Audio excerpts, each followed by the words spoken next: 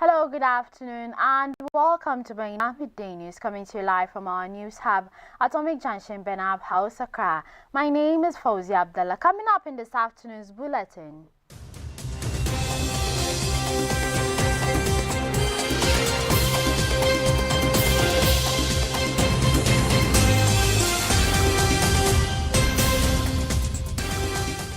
Parliament resumes sitting today, marking the beginning of the second meeting of the second session of the 9th Parliament of the 4th Republic.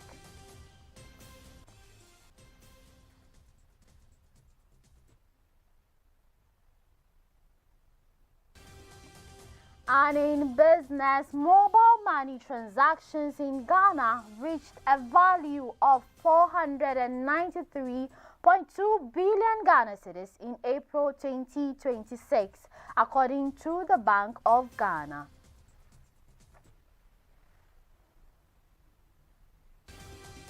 And on the international front, Tehran says it is reviewing the latest response from the United States to its proposal to end the nearly 3-month war.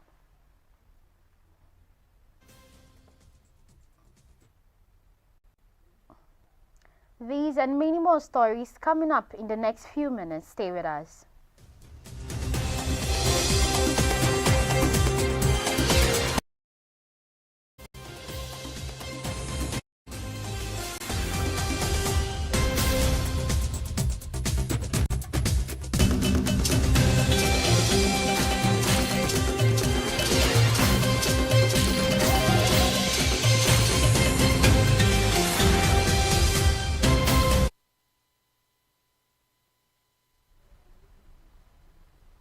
Thanks for staying. You're watching Baina Midday News. We're streaming live on Facebook and on YouTube at Baina TV. Now the news in details. Parliament resumes sitting today, Thursday, May 21st, marking the beginning of the second meeting of the second session of the 9th Parliament of the 4th Republic.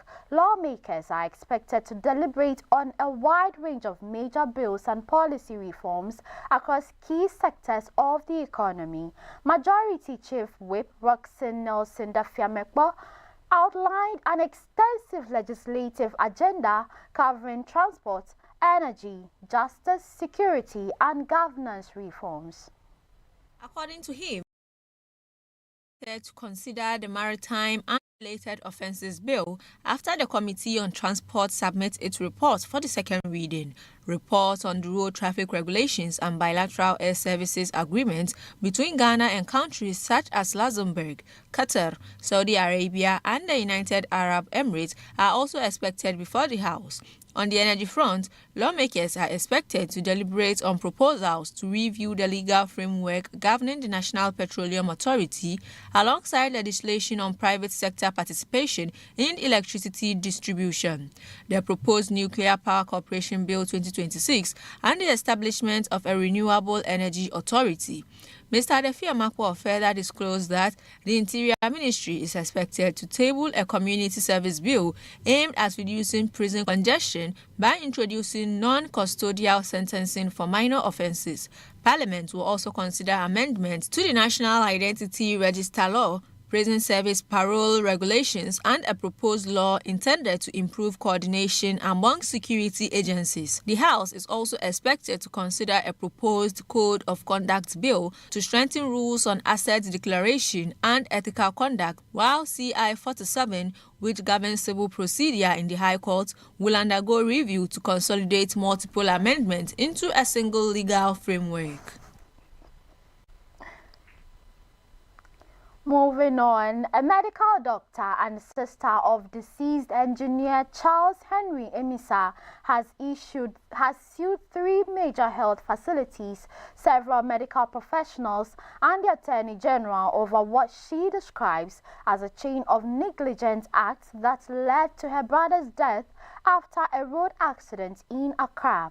Dr. Matilda Amisa, suing an administrative of the state of Charles Henry Amisa, is seeking 20 million Ghana cedis in general damages at the High Court in Accra over the February 2026 incident that triggered national outrage and renewed debate about Ghana's persistent no-bed syndrome.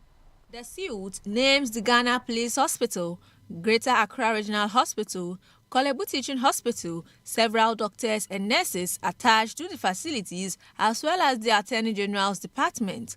According to the statement of claim filed before General Jurisdiction Division of the High Court, Charles Henry Amisa, a 29-year-old electronic and automation engineer with Promasidor Ghana Limited, was involved in a hit-and-run accident on the Kwame Nkrumah Circle overpass at about 10:30 p.m. on February 6, 2026.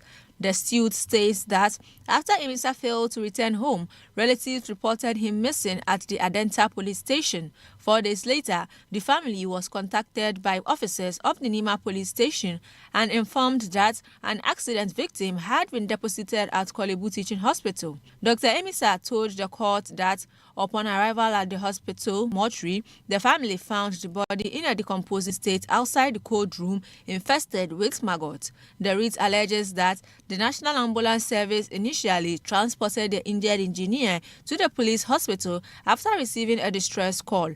However, staff of the facility allegedly informed ambulance personnel that there was no available bed space. The plaintiff claims ambulance personnel pleaded with medical staff to at least administer first aid because the victim was bleeding heavily, but no emergency stabilization was provided. The suit further alleges that the patient was subsequently transferred to the Greater Accra Regional Hospital at Reach, where another request for urgent treatment was allegedly declined on similar grounds of unavailable beds. According to the filing, the ambulance eventually proceeded to Korle Bu Teaching Hospital, where the plaintiff claims medical personnel again refused immediate care despite appeals from ambulance staff to treat the patient on the stretcher.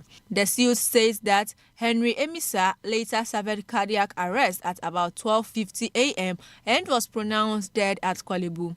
The plaintiff argues that her brother remained alive for more than 2 hours while being moved between hospitals and could have survived if emergency intervention had been administered properly. Dr. Amisa is accusing the hospitals and medical personnel of negligence, including failure to provide emergency triage, failure to stabilize the patient, failure to conduct vital assessment, and failure to prioritize urgent care despite the severity of his condition. The suit follows the findings of the government-appointed committee chaired by Professor Ejiman Bedu Akosua, which investigated the circumstances surrounding the death. Dr. Amisa maintains that the defendant's actions caused immense emotional and financial hardship to the family, particularly because the deceased had become the primary support for their mother after the death of their father in 2019. The defendants have been given 8 days after service of the writ to enter appearance or risk judgment before being entered against them in default.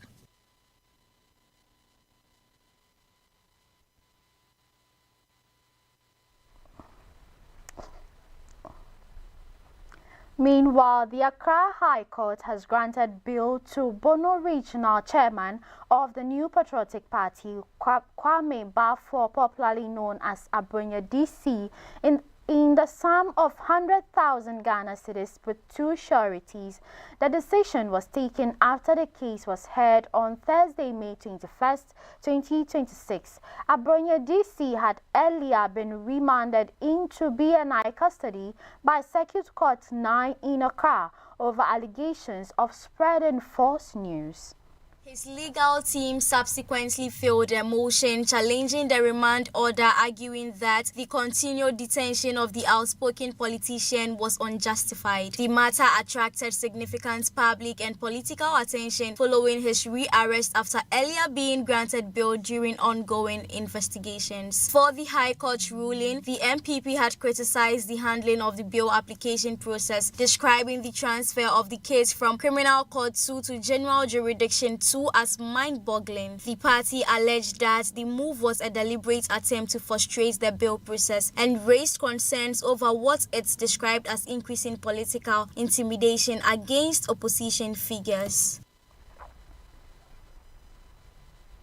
Away from that, the Minister for Energy and Green Transition, John Abdullahi Jinapor, has announced that the temporary control room of the Ghana Grid Company is expected to be completed by the end of September 2026. The announcement follows a fire outbreak at the Gridco substation on April 23, 2026.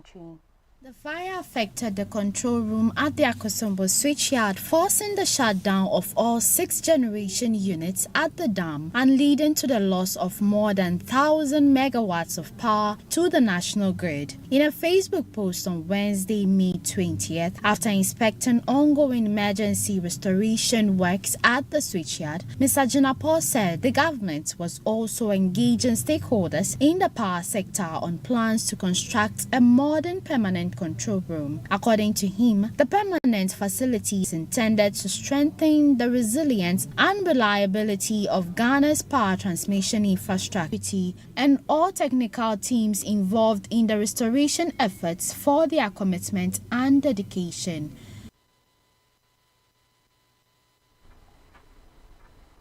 You're still watching Baina Midday News. We'll be back with business and more after this break. Do stay.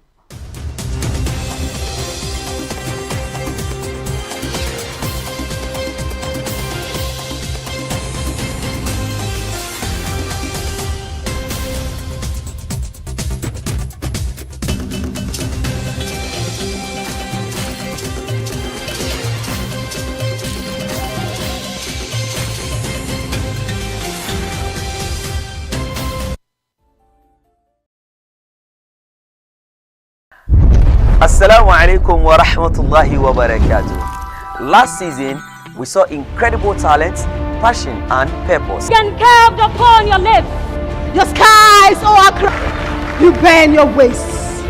You burn your wastes. And I, your mother, chokes on your smoke. And now, the Ummah Show Season 2 is here. This is your moment. Apply now at umma.bainamultimedia.com. Don't just watch it, be a part of it. The Ummah Show, definitely different.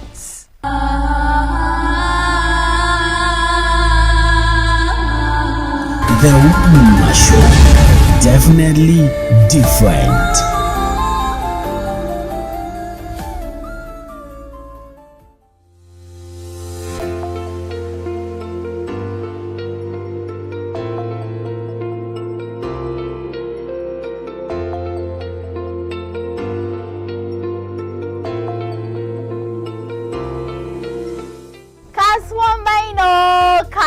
Baina ina masu ciniki me kake sayarwa, abincin ci ne ko kuwa rigan sawa ne. Kasuwan Baina is here to take your business to the next level and then give your business the spotlight it needs. It doesn't matter where you are. Call us, Kasuwan Baina, we will come. So take this number 053-948-7757. Let's take your business to the next level. Kasuwan Baina, let's go together.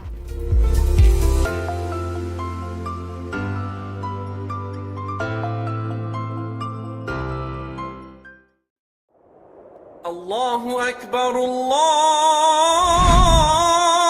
Akbar.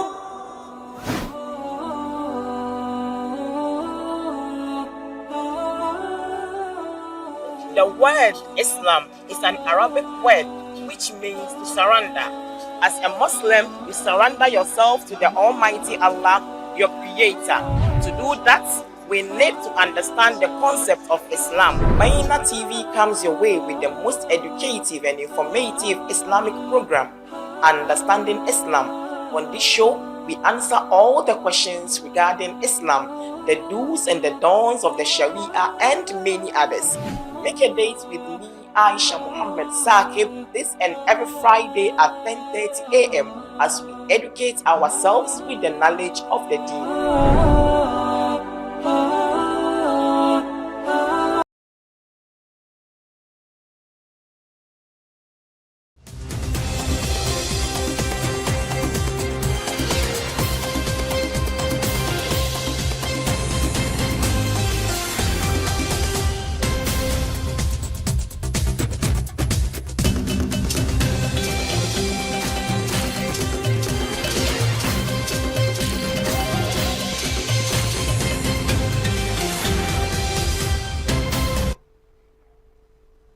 you're welcome back and thanks for staying. If you just tuned in, you're watching Baina Midday News. I'm streaming live on Facebook and on YouTube at Baina TV. Now let's delve into the world of business. And mobile money transaction in Ghana reached a value of 493.2 billion Ghana cedis in April 2026, involving 967 million transactions, according to the latest summary of economic and financial data for May 2026 released by the Bank of Ghana.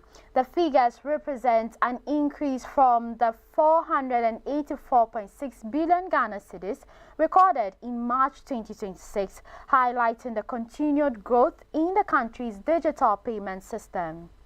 The report also showed that the number of registered mobile money accounts climbed to 83 million in April 2026 from 80.5 million in December 2025, while active accounts stood at 26 million. Registered agents increased to 992,000, with active agents rising to 534,000. Balances on mobile money floats rose to 36.7 billion Ghana cedis in April from 35.4 billion Ghana cedis in March, reflecting increased activity across the sector. Meanwhile, mobile money interoperability transactions amounted to 5.8 billion Ghana cedis, involving 31.7 million transactions during the month. Check clearing transactions recorded a value of 36.6 billion Ghana cedis, with 413,000 transactions processed, while automated clearinghouse direct credit transactions reached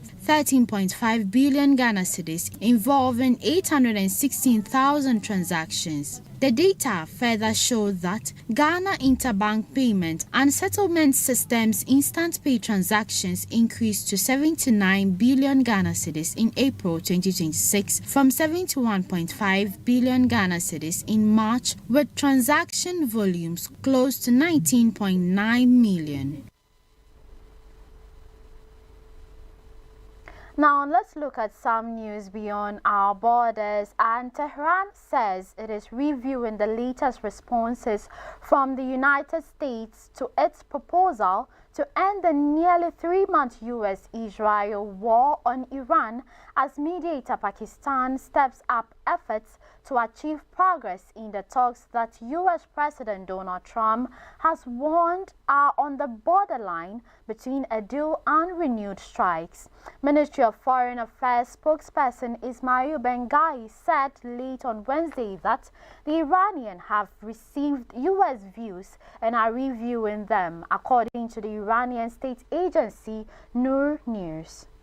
6 weeks after a ceasefire took effect, efforts to bring the war to a permanent end have intensified in recent days as Pakistan's military chief, Field Marshal Asim Munir, is to travel to Tehran on Thursday for talks and consultations with Iranian authorities, Iran's ISNA news agency reported. Pakistan Interior Minister Mohsin Naqvi arrived in Iran on Wednesday for his second visit in less than a week to discuss Washington's latest proposal. Pakistan in April hosted the only direct negotiations between U.S. and Iranian officials since the war began on February 28. Munir was at the center of the talks, which ultimately failed as Iran accused the U.S. of making excessive demands. Munir's announced visit will come a day after Trump warned that talks were on the borderline between a deal and the U.S. renewing its attacks on Iran. Trump, who has repeatedly set deadlines for Iran to reach a deal only to delay or cancel them, said he was willing to wait a few days to get the right answers from Tehran. Iranian Foreign Minister Abbas Araghchi said on Wednesday that his ministry was ready for either talks or a return to fighting. Iran submitted its latest proposal to the U.S. this week. According to Noor News, the proposal was based on Tehran's original 14-point proposal, which included demands for Iranian control of the Strait of Hormuz, reparations for war damage, lifting of sanctions, release of frozen assets, and the withdrawal of U.S. troops. Scott Lucas, professor of U.S. and international politics at University College Dublin Kremlin's Clinton Institute said the momentum was on Iran's side. Iran has been under U.S. naval blockade since mid-April, which was launched by Trump in a bid to force Tehran to reopen the Strait of Hormuz and accept his terms for a deal. The U.S. has boarded at least 5 vessels since the blockade came into effect. On Wednesday, U.S. military Central Command said a ship was searched and redirected after being suspected of trying to travel to an Iranian port.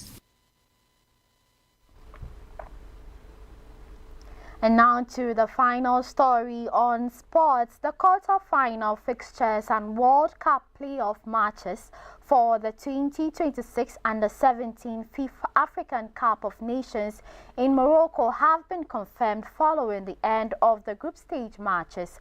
8 teams have qualified for the quarter-finals of the tournament and also secured places at the 2026 FIFA Under-17 World Cup in Qatar.